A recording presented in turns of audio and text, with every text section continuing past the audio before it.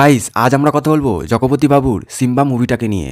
আর এই মুভিটা কেমন হয়েছে, এই মুভিটা দেখলে তোমাদের কেমন লাগবে, সম্পূর্ণ ডিটেলস আজ তোমাদেরকে দেবো। তার সঙ্গে দিয়ে দেবো এই মুভিটার হিন্দি ভার্সন লিঙ্কও, যাতে করে তোমরা পুরোপুরি মুভিটা দেখতে পারো ও তার মজা নিতে পারো।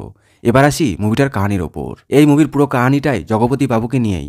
আর জগপতি বাবু প্রকৃতিকে অনেক বেশি ভালোবাসতো, সেই সমাজটাকে অনেক বেশি ভালোবাসতো। আর সেখানে কিছু ঢুকে যায় খারাপ মানুষ। আর আমরা প্রায়শই দেখে থাকি এখন পলিউশন অনেক বেশি।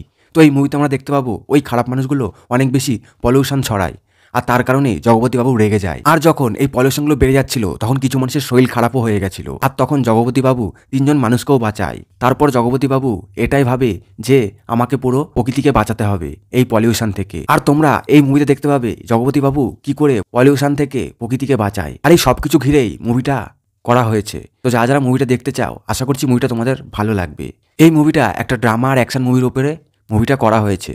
আশা করছি মুভিটা তোমাদের অনেক বেশি মজা দেবে। তো যারা এই মুভিটা দেখতে চাও এখনই চলে যেতে পারো এই মুভির ডেসক্রিপশন বক্সে, সেখানে এই মুভির লিঙ্কটা আমি দিয়ে দিয়েছি। সেখান থেকে কপি করে তোমরা চলে যাবে ক্রোমে, আর মুভিটা ডাউনলোড করে দেখে নিতে পারো।